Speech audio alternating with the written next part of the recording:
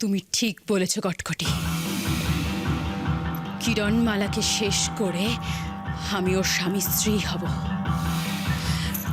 ওর স্বামীর সাথে আমি সুখে সংসার করব, আর সেটাই হবে আমার সত্যিকারের প্রতিশোধ। আমার দিদি শঙ্খিনীকে হত্যা করার শাস্তি পাবে কিরণমালা। আমি ওকে কিছুতেই ছাড়ব না।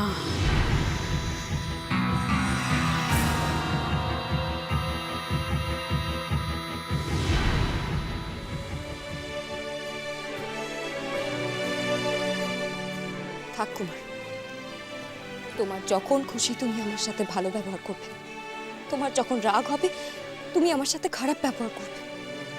আমাকে সবসময় তোমার মর্জি মতো চলতে হচ্ছে কুমার, আমি আর পারছি না। আমি কি করেছি? আমি কখন তোমার সাথে খারাপ ব্যবহার করলাম কিরণমালা? বরং তোমার কাছে এখন আমার জন্য কোনো সময় নেই। হ্যাঁ কিরণমালা, আমি বুঝেছি।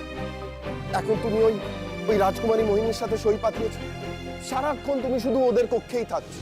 এখন ওদের আদর আপ্যায়ন ছাড়া তোমার মাথাতে আর কিছুই নেই। এমনকি আমার কথা তো তোমার আজকাল মনেই পড়ে না কিরণ।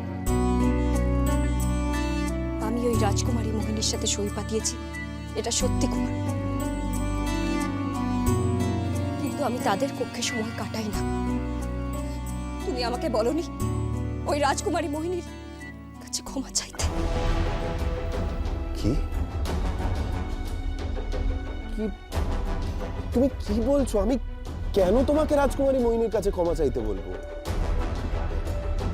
কিরণমালা, তুমি এর মধ্যে সবকিছু ভুলে গেলে কুমার। রাজসভায় মঙ্গল ধুনোর ধোঁয়ায় কি হয়েছিল?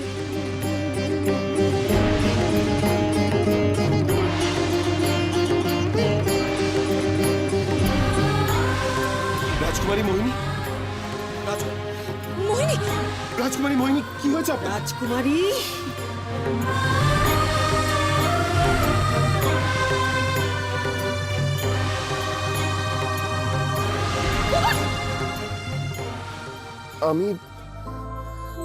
আমি তো কিছুই। তোমার আদেশ মতো আমি রাজকুমারী মোহিনীদের কক্ষে তাদের দেখাশোনা করতে গিয়েছিলাম কুমার, শুধুমাত্র তোমার সম্মান রাখতে। কিরণমালা, আর না কুমার। কিরণমালা, আমার কথাটা শোনো। আর কোন কথা শোনা বাকি আছে কুমার? আমি তো তোমার সব কথাই শুনেছি, আর তো তোমার কিছু বলার থাকতে পারে না।